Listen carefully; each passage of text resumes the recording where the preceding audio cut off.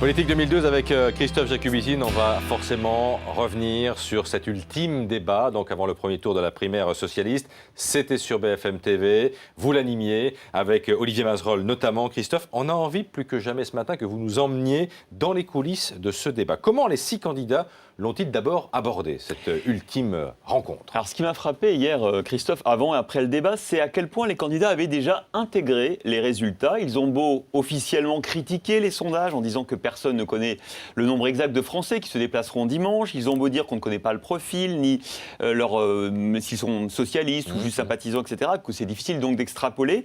Eh bien, eux, ils ont les résultats. C'était frappant. Hier, les 2 favoris avaient déjà la tête dans le second tour. Martine Aubry, par exemple, était confiante en coulisses. Certes, elle sait qu'elle sera probablement derrière François Hollande au premier tour, mais elle pense qu'elle est plus au centre de gravité du Parti socialiste que lui et que donc elle rassemblera davantage au second.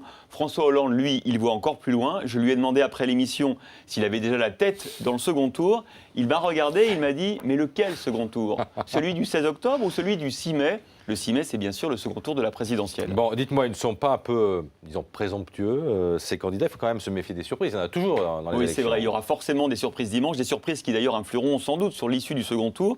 Prudence donc, mais voilà, c'est un fait, Christophe. Hier, les candidats socialistes semblaient eux-mêmes avoir intégré le résultat. Même les challengers, comme Ségolène Royal, avaient rendu les armes. C'était particulièrement frappant quand on a demandé à François Hollande s'il était un notable banal, c'est ce qu'avait dit de lui Ségolène Royal, vous le savez, dans un reportage diffusé par Canal+ la veille. Eh bien, c'est Ségolène Royal elle-même qui a pris les devants pour désamorcer sa propre bombe en répondant à la place de François Hollande, en minimisant en quelque sorte l'attaque de la veille.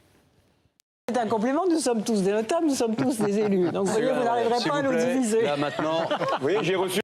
Vous voyez, vous avez entendu, alors il y avait quand même quelques ricanements, et puis à un moment donné, on a entendu quelques scuds sur le thème du cumul. Il dit oui, on n'est pas tous des cumulards comme François Hollande, mais bref, n'empêche que la principale attaque, celle de Royal, est neutralisée par Royal elle-même. Alors comment expliquer, Christophe, que les candidats n'aient finalement pas utilisé ce 3e débat pour tenter de déstabiliser le favori, en l'occurrence François Hollande? Eh bien justement, parce qu'il ne s'agit pas d'une élection présidentielle où c'est un combat à mort jusqu'à la fin. Il y a un gagnant ou un perdant. Là, il y a un 3e tour où il faudra qu'ils se rassemblent tous. Au fond, tous les candidats ont intégré la présence certaine de François Hollande au second tour, peut-être même sa possible victoire. Donc plus personne ne peut se permettre de se fâcher avec le favori. Vous voyez, c'est ça la politique, surtout dans une primaire, la loi du plus fort. Du coup, François Hollande, après l'émission, adresse un satisfecit à tout le monde.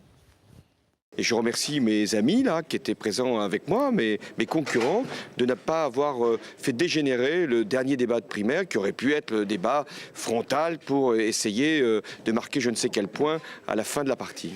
Vous voyez, c'était l'heure du grand pardon déjà après le débat. Bon, devant sa télévision ou sa radio hier soir, il y avait un téléspectateur inattendu. C'est François Fillon. Mais oui, François Fillon, le Premier ministre qui, 1h30 avant le début du débat, a reconnu hier qu'il se passionnait pour les primaires.